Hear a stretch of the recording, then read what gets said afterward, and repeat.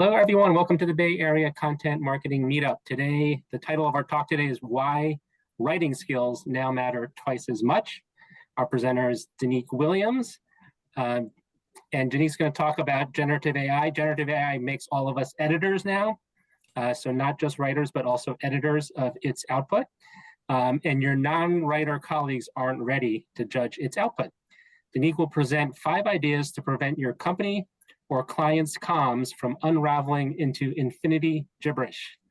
A little bit about Donnique. She's a writer and strategist at Fenwick, a studio for uncommonly clear writing and design. She helps clients answer the question, what can AI do for me? While making sense of large language models and the rise of AI-generated content. When she's not negotiating with our robot overlords, you can find her collaging and neglecting her plants. Donnique, take it away.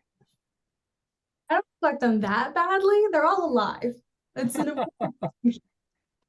thank you so much for that, Dennis. Let me share my screen with you all and let's get it going. All right. So as Dennis mentioned, I'm Donnique, writer and strategist at Fenwick. And for the past several months, I have been working directly with clients on AI writing, AI marketing, and design. And some of those folks are AI tech companies themselves, and others have reached out to us to build AI into their content marketing process.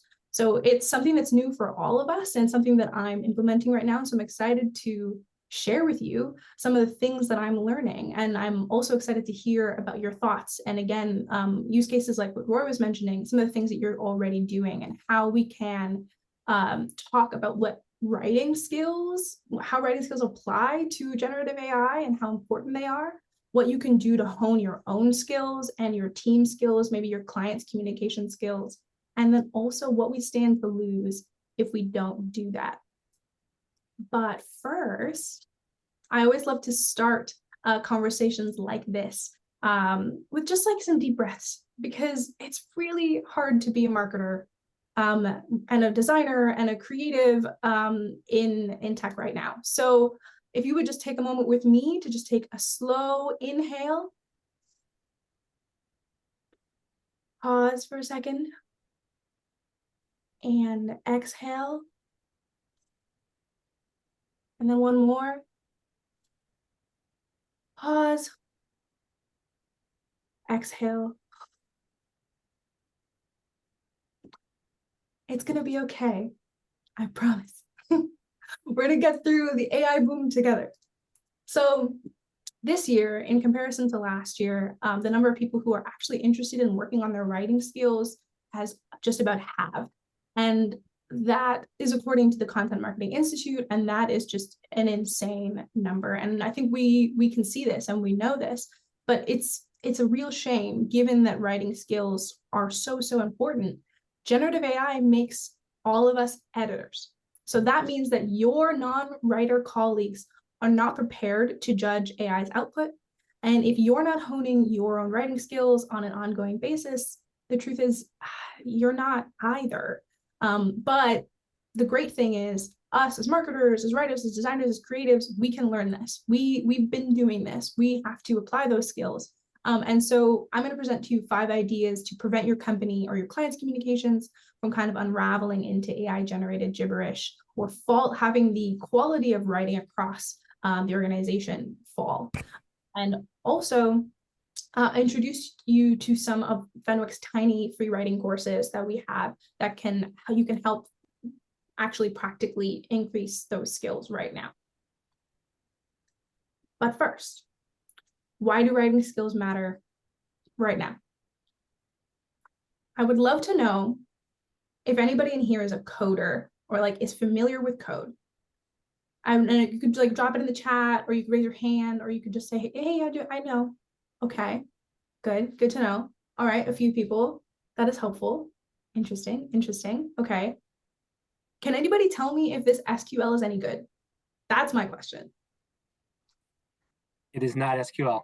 Yeah, that was my feeling. It does not look like SQL at all. Exactly. Because it's Python. And because I generated it from ChatGPT and I'm not a coder.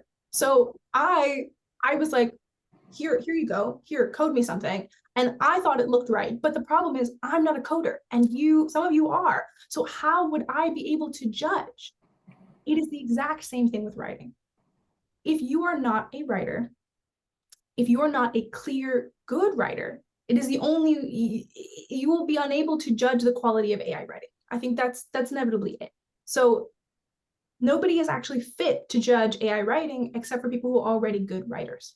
And the internet is full of people that are saying ChatGPT already is super good. We've talked about it. Some use cases, it actually does work really well, depending on what it does. Social copy, blog posts, sometimes it can do those things well. But a lot of the time, the people who are using it are using those judgments because they're untrained writers, they're untrained editors, and they can't necessarily see the middling writing, the logical leaps, the logical fallacies that are inherent. I mean, sometimes even the gentlest critics of AI realize that like it writes like a junior copywriter trying to hit word count. And that real challenge for AI is to show that writing to a qualified writer and have them judge the output. Because there and only with a really talented and skilled writer can you see where it falls flat and where you can see all the things you're missing. So to correct that and to judge whether the AI output that's coming through is clear and to make it more so, you not only have to master clear writing yourself, you also have to implement it in other people's writing. So you have to become an editor. And on top of that, you have to coach your colleagues, your coworkers, your team to do that. So that's 1 degree removed. You have now become, congratulations, an AI writer, an AI editor, and your company's de facto AI writing coach. So you won't get a badge at the end, I'm sorry, but now that's unfortunately your job, the burden of knowledge that you have. And to do all of those things, you need to become very good at these 6 characteristics. And let's go through them really quickly because they are kind of setting the foundation for some of the things that we're going to talk about later. So first, precision. You are going to use exact, unambiguous, non-cliched words and establish a setting. That is what clear writing sounds and looks like. And by setting, we mean context. So why does this writing exist? Why should the reader care? That needs to be precise and it needs to be very clear. And that's what good writing sounds like. Similarly, concision. I was editing an AI generated blog post today that apparently was 700 words, but after going through a concision edit, I realized that it had repeated entire sections, right? AI does this all the time, where it just reworded essentially an entire section it had already written. And so good, clear writing hurries to the point, minimizes adverbs, superlatives, redundancies, it removes double negatives. You need to be able to see concision and edit for concision. Also, easy. AI sometimes toggles between being very, very vague or getting to some of the specifics, but not all of them. It often doesn't define jargon. And a lot of us who work in B2B, I do as well, we have a lot of jargon. We have a lot of technical language that we're working through. And the things that we are writing and creating need to be easy to read for our audience. And that varies depending on the audience. AI might not necessarily know that. Also evocative. This is the one thing that comes up all the time, is that AI writing often isn't exciting and fun, doesn't feel human and personable, doesn't use storytelling devices or engage the senses or vary structure. Things that make content evocative: rhythm. Do sentences vary pleasantly? Form. If you zoom out and you just look at the structure of an article, for instance, does it lend itself to easy reading? Timbre. If you reduce just the content itself to headline, subtitle, graphics, captions, is it really obvious that you have a unique and a clear point of view? These are all the things that make writing evocative. And is it helpful?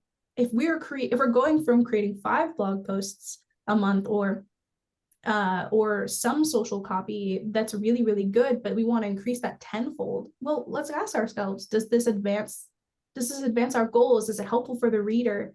Does it aid them in their goals? More isn't necessarily better, and we'll talk through that. And lastly, honesty. This comes up so much, the idea of hallucinations in AI generated content, where there are factual inaccuracies or sources and hyperbole that just don't exist, quotes that don't exist, people, companies that don't exist. So much of AI editing and really devising clear writing is ensuring that it's honest, that it's true, that it's factual. We cannot trust immediately that the first output, even the first 10 outputs that you get, and the things that AI assumes to create are going to be true. And that's not a moral judgment. It's a large language model. It thinks that the next word coming is the right and correct word, and that's how it creates its output. But we need to be the writers that and the editors that understand that and see that. And are very critical of that. Because otherwise, you've got a company full of coders, like me, who don't actually know what they're producing. You're asking AI for good writing, and you're getting subpar writing. And your colleagues, your leaders, they don't actually know that it's bad. They don't actually realize, they can't judge. So we all know that that's true. Great. How do we now implement generative AI in a way that makes sense? Let's talk about it. Firstly, we probably know what's at stake, but a lot of the folks using ChatGPT and these AI tools don't know what's at stake. They don't know that looking foolish, committing errors, and generally presenting worse than you did before are all potential risks of not applying generative AI responsibly. And potentially you're doing so at a great scale. You're now putting that into the hands of every single person at the organization or at the company, and nobody's checking. So people might not have proofread themselves before, and now their writing is rife with fallacies that no spell checker can catch, right? These are errors of logic. These are factual errors. These are things that appear correct in the sentence, but aren't actually so. And it requires a critical writerly eye for that. So what's at stake? That this is the world's first impression of you, potentially.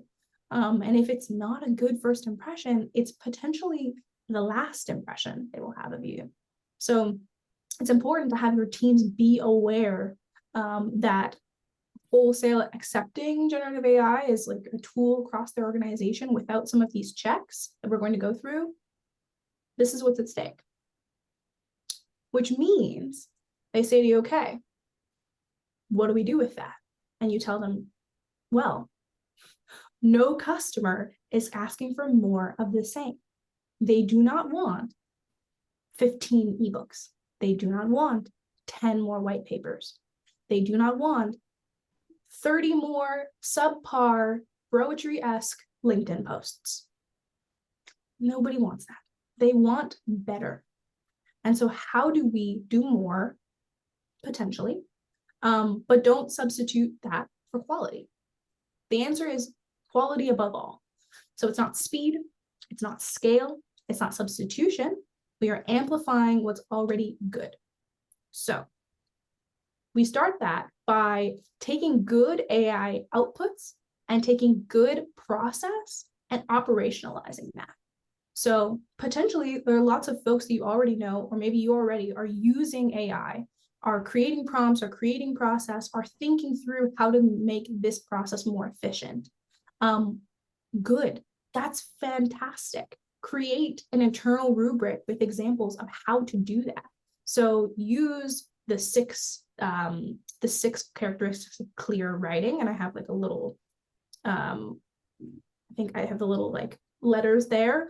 Think through that as the rubric, break it down and say, is it clear, honest? Is it concise, precise? And break down what that looks like with examples of what AI produces in order to do that. It doesn't necessarily have to be a human created piece of writing. We are recognizing that we're using AI to create this writing. So the bar is still lower than a human writer, but we can edit for those 6 characteristics and get that stuff at a level that's incredible, and use that internal rubric or that AI style guide, or there's a tool called writer.com that helps apply an AI style guide across the organization.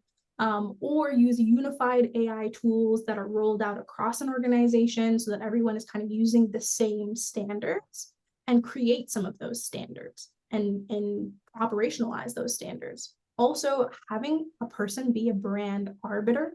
It could be you, it could be the director of marketing, whomever it may be, who enforces quality, who is in that Slack channel that every single piece of AI writing goes through, potentially. Anytime that anybody creates anything AI generated, whether it's a sales nurture or a social post, it goes through this Slack channel and everybody gets to say, or everybody gets to see it, and the brand arbiter gets to say, okay, has it achieved these 6 characteristics for clarity that we have decided means quality?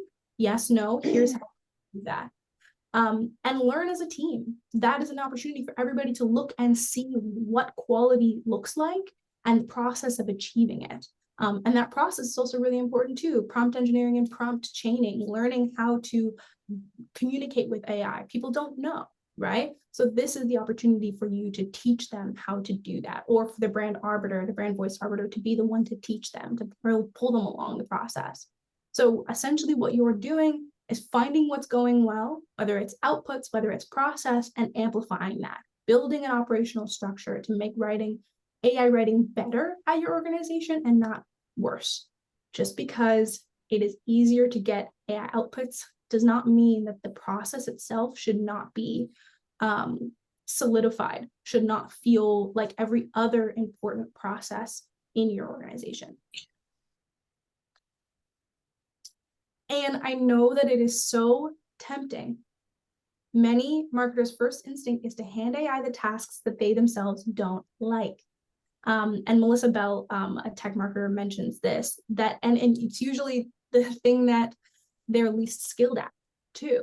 But as we pointed out earlier, how will you know if the task is completed to the quality that you want if you're unable to judge the quality? You need to assign tasks that you know. So professed non-writers should hand AI writing. Non-math folks, I misspoke.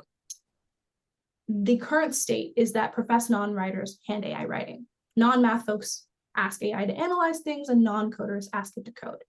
But as we mentioned, they're unqualified to judge the output. Is the writing good? Is the logic sound? Is the code clean? They'd be the last to know. They're not a writing math code person. So instead, require that people apply AI in the areas they are already strong at. So have writers write in AI, have coders code with AI, have analysts analyze with AI. They are the ones that are then able to judge the output, the quality of the output. They can then go to the brand arbiter and say, okay, I've fact checked this. I've edited this for clarity as far as the writing goes, or I've tested this code. I know that it works, because they know. I know it hurts. I get it, but this is the way to keep that North Star of quality. And fourth, our last is fifth, but this is fourth. In order for all of these previous things to happen, right? For everyone to understand what's at stake, for us to build a quality process, for us to only delegate things that we understand ourselves, there needs to be a healthy environment. Most people in corporate culture are conditioned to withhold feedback. It's the game theory known as the prisoner's dilemma, where the costs of cooperation always outweigh the upsides. So if you tell someone they've made a mistake and they don't appreciate it, you've now made an enemy. Whereas if you politely smile and say, oh, the design looks great, the writing's great, everyone smiles and agrees, and you end up with subpar writing, design, social copy. We can't do that anymore. So everyone's an editor, right? Under this new world, you need to be guarding against AI-generated mistakes. And so we cannot let the fear of honesty prevent us from pursuing quality. To make that culture of honesty possible, we're actually pushing for a better working environment for ourselves, but also for everyone, right? We want to create the kinds of workplaces where folks feel safe enough to push back when things don't feel right, and when expectations far exceed support. Your marketers, you know what that feels like. I actually wrote a marketing manifesto, and this is where this Bill of Rights comes from, on this very topic of creating a healthier marketing operation, because I've just been, for the past several years, really struggling watching marketing outputs be boring and stifled, while at the same time marketing folks are getting burnt out.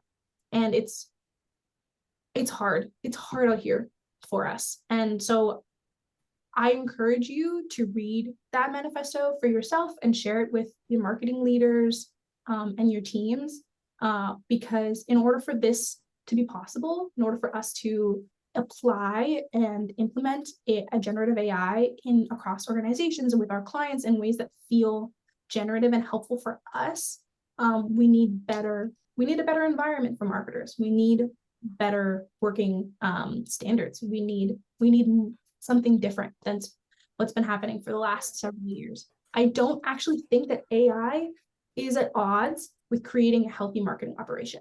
It should not be. So yeah, I'm really passionate about that, and I would encourage you to read that, and I'll share these slides with Dennis so that you guys all have the links to these things when the presentation is over. And finally, in order to be a good editor, you have to be a good writer. And so let's learn some writing skills ourselves, but also Fenwick launched free tiny courses that go to your inbox, and they are on writing skills, habits, and systems. And so these are the kinds of topics that we want you to be learning through, because AI is learning.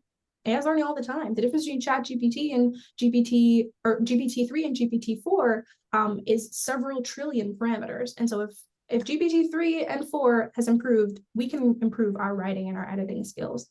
Under the skills tiny course, we go through interviewing excellence, transforming those transcripts from subject matter experts into incredible content, the 3 different types of editing, which is huge for AI, and deciding when and how to incorporate edits.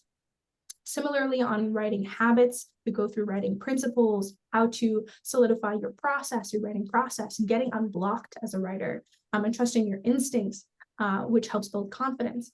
And then also under systems, we go through research, so important for editing, for AI, blog branding, narrative, market fit, purging your content library, content operations. So these tiny courses are just such a huge gift that our team has for you guys. Like it's free, and we really want to just see more clear, more evocative, more concise writing in the world. And so this is the idea: is your teams, organizations, they should be learning about writing, learning these skills, learning about editing, and growing in this education. And in that Slack channel or across those style guides, embedding that learning into this process means that the North Star quality is kind of maintained. We're all walking towards it, all recognizing that the main way that people engage with you, with us, is in writing, whether it's online or in print or wherever. Usually somebody has to write the things that we read. So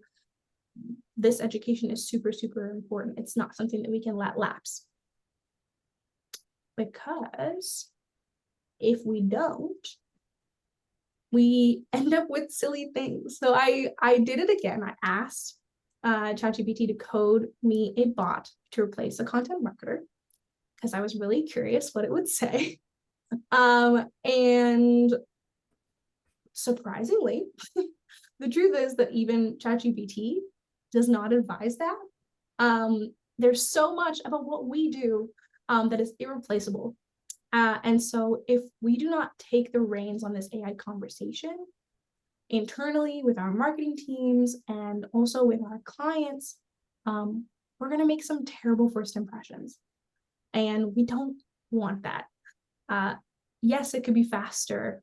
Yes, there could be more, but all of those questions around clear writing, around concision, around helpfulness, and around healthy environments, we want to take our time to implement generative AI in a way that probably increases production and scale, but does not diminish the quality and the amount of brand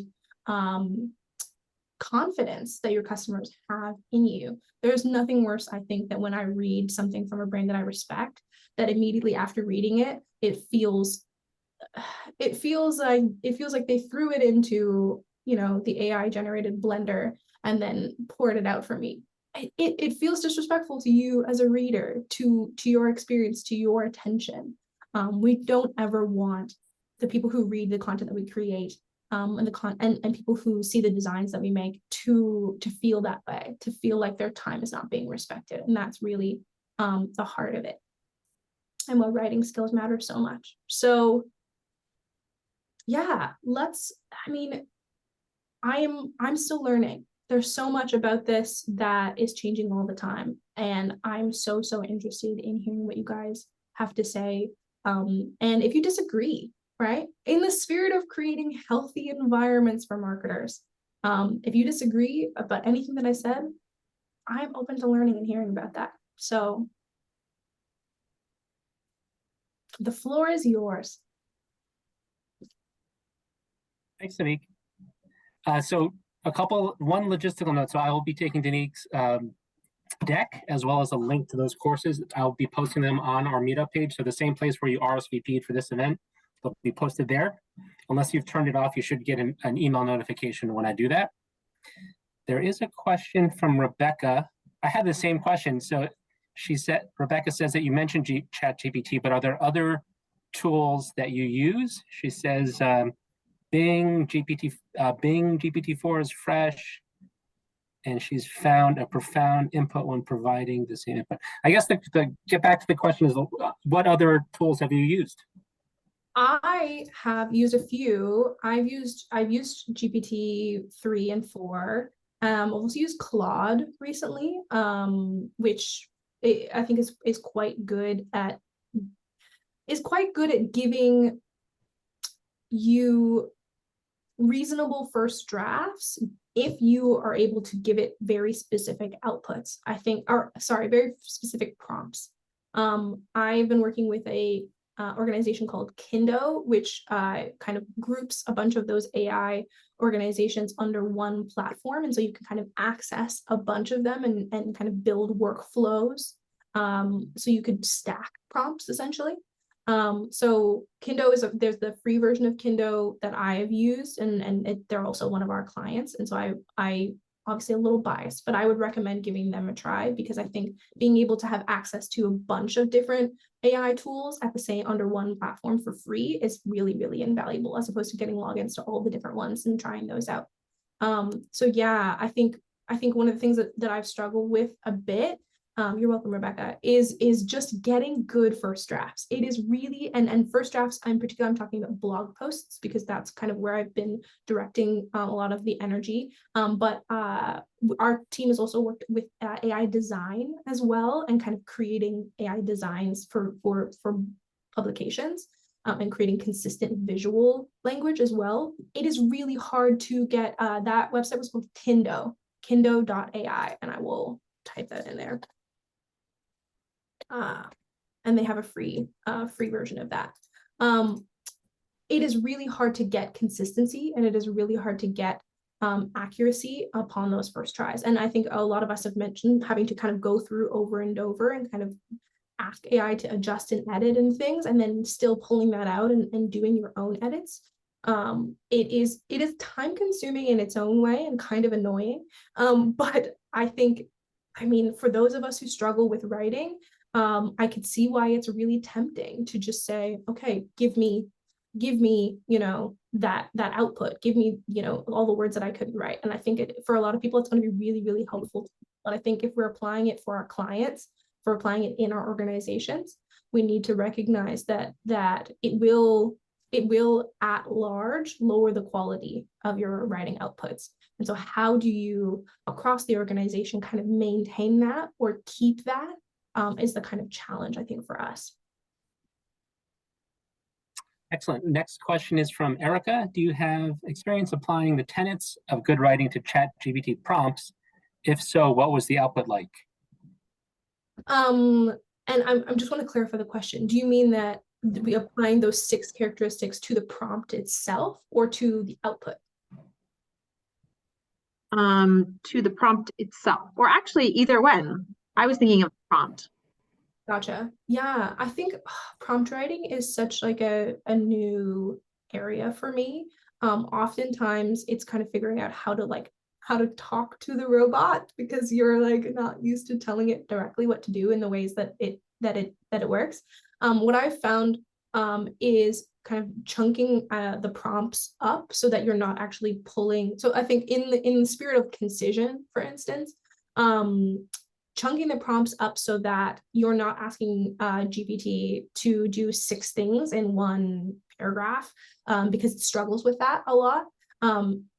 Chaining the prompts so that they kind of build on one another. So you would say, for instance, like, write me an SEO blog post that is this topic. And then the next prompt would be, okay, given that, here's how you should, here's the keywords that you should include. Okay, based on that, and just kind of build slowly in that way. That has worked fairly well for a lot of people that I've spoken with. But the rest of those kind of clear characteristics, I would say you actually can't apply something like evocativeness to your prompt writing for GPT. And I'm curious if anyone else has an experience where they maybe had a little more personality, a little more like style, voice, their own personal voice in the prompt that they wrote for AI. But it really needs you to be very clear and very direct. Like, I think you almost need to be rude in the level of like directness. So I would not. So some of those applications for clear writing aren't necessarily as useful for prompt writing because we're talking to a robot, and those clear writing characteristics are what humans want to read, right? Thank you. Of course.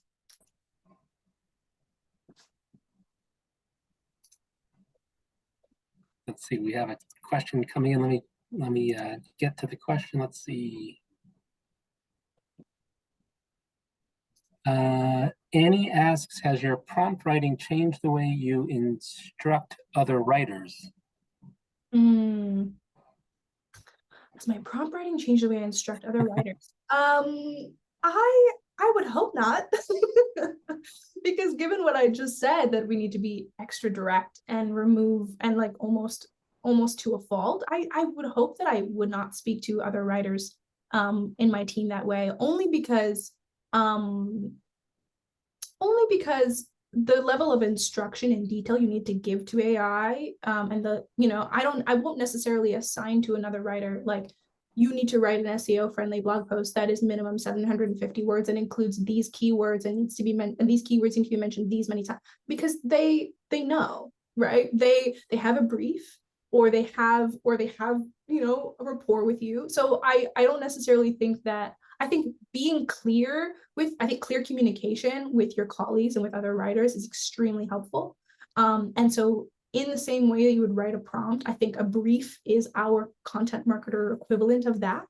But yeah, I think we have space for clear communication. I think we could all do with more of it, to be honest. We have a comment from Rye who says, I've tried adjusting ChatGPT responses for different tones and it doesn't seem to work. It tends to over-rotate on the cliche and marketing speak.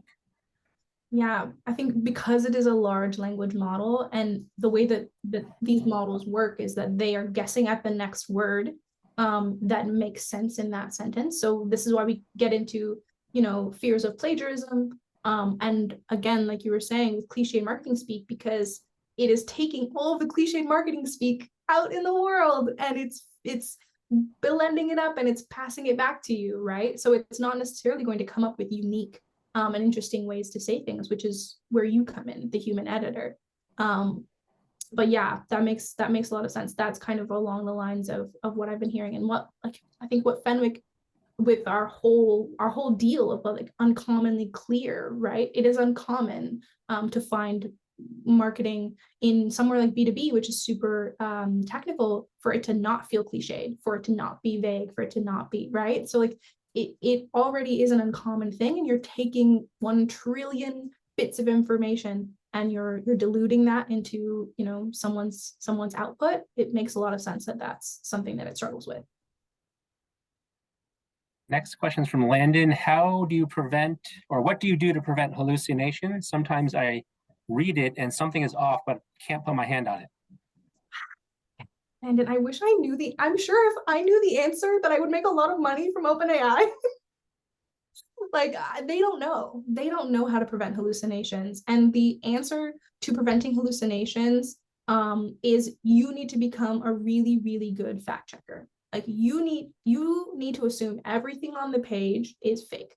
Honestly, that's the only way, because ChatGPT will hallucinate entire companies, will hallucinate quotes, sources, magazines. It will just complete it, because it, again, thinks that the next word coming makes sense, right? It makes sense that Mark Zuckerberg would say this collection of words in a sentence, or it makes sense that a magazine that sounds like this name would, have this kind of information associated. You cannot trust anything that it says. I'm not saying that as a moral judgment. Again, it is doing what it is trained to do.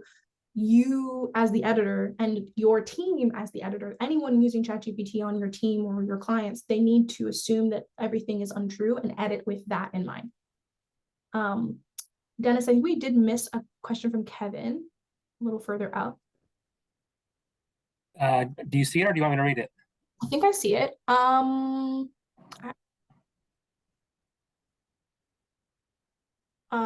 just read it out loud just so that Okay. Context. So hey, Donnique, really liked your presentation. I feel like I need to be more invested in the topic and in writing when using AI if I want decent results. Do you feel the same? I think most people are just trying to get set it and forget it writing to AI, which seems to be the contrary. I totally agree. It's this idea that we often delegate our dislikes. I think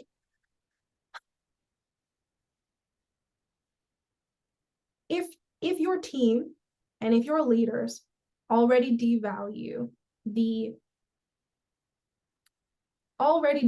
marketing, they already devalue writing, copywriters, designers, if they already see that as something that's not to be invested in, budget, time, resources, it is going to be very hard for you to generate AI or to implement generative AI in that environment. I'm going to be honest with you. They are going to see it as scale and nothing else, right? If your organization already sees marketing in that way, we need more, don't care about quality, we need it faster. It's going to be hard to get them to be invested in seeing quality as a North Star. I think in a lot of ways, what Fenwick is trying to do is kind of create more great writing in the world, more great writing and design in the world, hence the free tiny course and the marketing manifesto. We know that it's hard though. We recognize that it's really, really hard for organizations to do this. They have so much other things pulling at them, so many other parts of the organization that they deem more valuable. And so honestly, I would say I would hope that that you, and then also maybe the leaders that are in your team or the people that you think are kind of the movers and shakers that can kind of get people on board with this, read the marketing manifesto that I wrote, because I really am trying to get at that feeling that people are saying, which is that people are tugging at us and they're pulling me in so many directions, and now also AI, right? So if we can convince a few of our leaders to see AI in this way, to rethink the way that they think about marketing and their marketing operation, we can create more sustainable marketing operations for the people, but also better marketing outputs, right? They might not care about marketers burning out, but they will care about marketers burning out and the way that it affects the bottom line, the way that it affects marketing outputs. It's all connected, right? So it'll take a bit for people to come to the realization that writing skills matter so much when they are implementing generative AI. But it will probably take probably the next year, maybe more, of people seeing very, very terrible marketing. But eventually the right companies, the right marketers, the right directors, the right leaders, they will come around to that. Donnique, I had a question. Let's say I'm a writer I've been using ChatGPT for 3 months, and it was on ChatGPT 3, and then suddenly OpenAI releases ChatGPT 4. So now I'm using ChatGPT 4. To what extent should I understand what changes OpenAI has made from 3 to 4? That is a great question. Well, GPT-3 is the large language model that all of us were introduced to in 2020. So when this AI boom, so-called, happened, GPT-3 was the one that we were all talking about. And that model was in a lot of ways limited, and which is why they have increased the number of parameters. So they went from, I think, several billion parameters to 1 trillion parameters. All that means is the individual data points that this model is pulling from have increased exponentially. So GPT-4 it has a broader understanding of the world, which is great. It also has a multimodal input, which is basically just a fancy way of saying you can show it not only text, but you can show it images and video. And now GPT-4 can take that into account when it is generating content for you. So that is a huge shift. I think one of the things people were excited about is that for a while, GPT-4 was very good at academic standardized testing, which means that it could pass the bar and it could pass the SATs, again, with a level of knowledge that is like human-like. And all of this means that the outputs that you're getting are better quality, ideally. However, the hallucinations are still there. There's still errors. And obviously those who have used ChatGPT recently recognize that that's the case. ChatGPT's usage is actually down over the last several months, down 30%. And I think recently ChatGPT failed simple math. I think they've done a few tests recently that ChatGPT is actually getting worse at math. And that might be because generally people are bad at math. but it's hard to say. So I would say you should be using the most updated model that you can get your hands on. So for GPT, it would be GPT-4, for instance, and then Claude has a version 2, which I mean, I would suggest if you're going to be using AI models, it makes sense to use the ones that are the most updated. But yeah, there are a few key differences, but I think most of those are positive. I think GPT-4 is actually better at correcting its own errors than GPT-3 was. So as a follow-on, like with any of these tools, to what extent should I understand what the maker of the tool has changed recently? Because I would imagine it might impact like the nature of the editing I'm doing if it's different. Well, I think if you're implementing generative AI at your organization, your approach to it, thank you, Karina.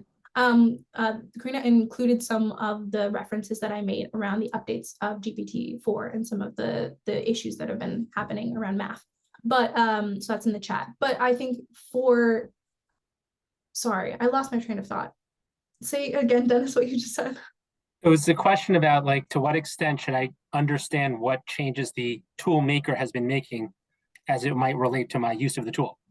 Right. So it's two different answers. So if you are using these tools yourself, I think understanding your own privacy and your own parameters around privacy are really important. So if you're going to be using ChatGPT regularly and you don't particularly care that it's going to be using your prompts in training the model, that is up to you. But you should be aware and educate yourself on how these AI tools are using your data. I think that's huge and personal. But I think on a large scale, if you're helping implement AI at your organization, you are now applying that same level of security concern to the organization. So concerns around leaks, around product information, around proprietary information, around customer information, all of these concerns might give you or your leaders pause in when applying AI to your from an organizational standpoint.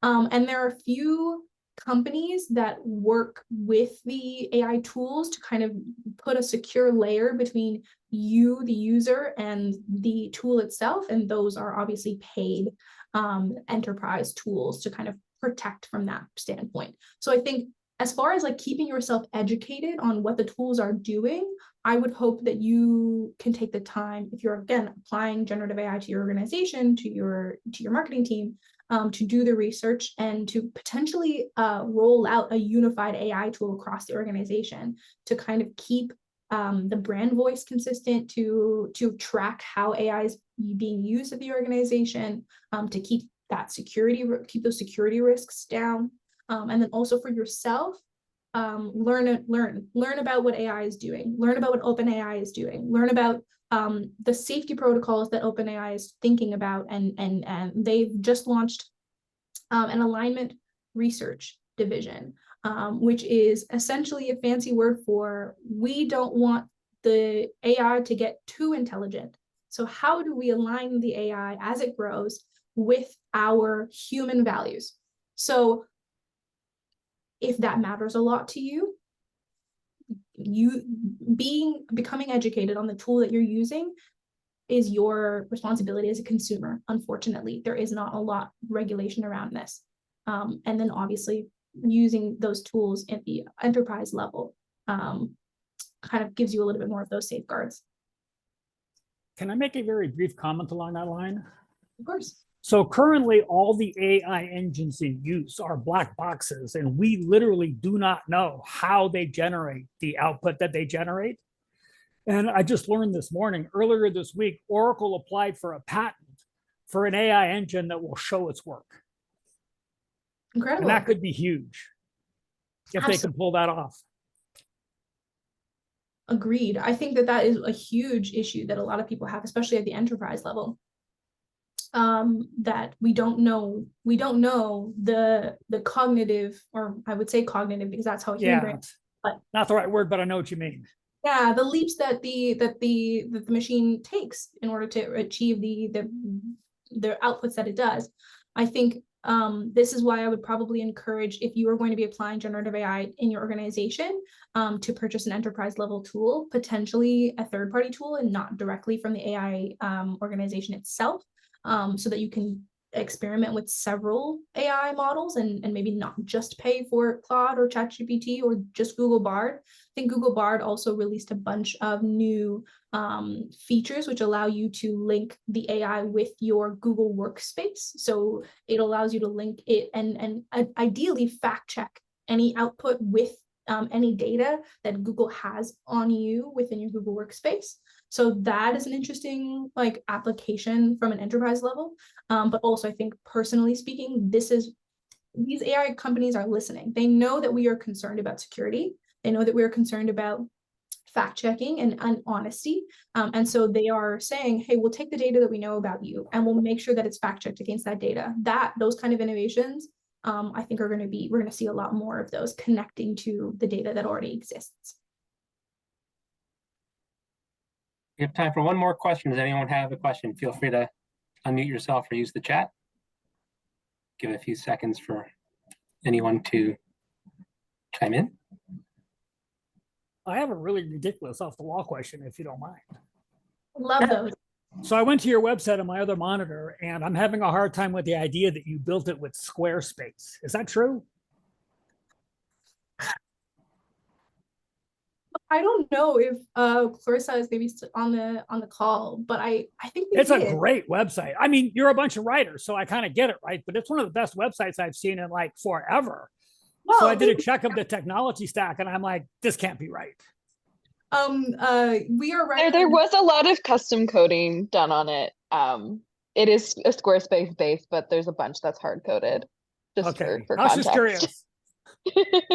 Yeah, we are a collection of writers and designers, and it's 50-50 on writing and design. We have some of the most, I think, and I'm biased, obviously, I think we have some of the most talented designers in B2B. And Clarissa's on the call right now. She's one of our co-design directors. So that's a huge compliment to her. Thank you, Kevin, for saying that. Yeah, it's a great website. Thank you. I've already signed up for a bunch of stuff while I was on the call. Thank you, Kevin, for your support. That's sweet. Okay, any other questions for anybody? And obviously you can connect with me on LinkedIn.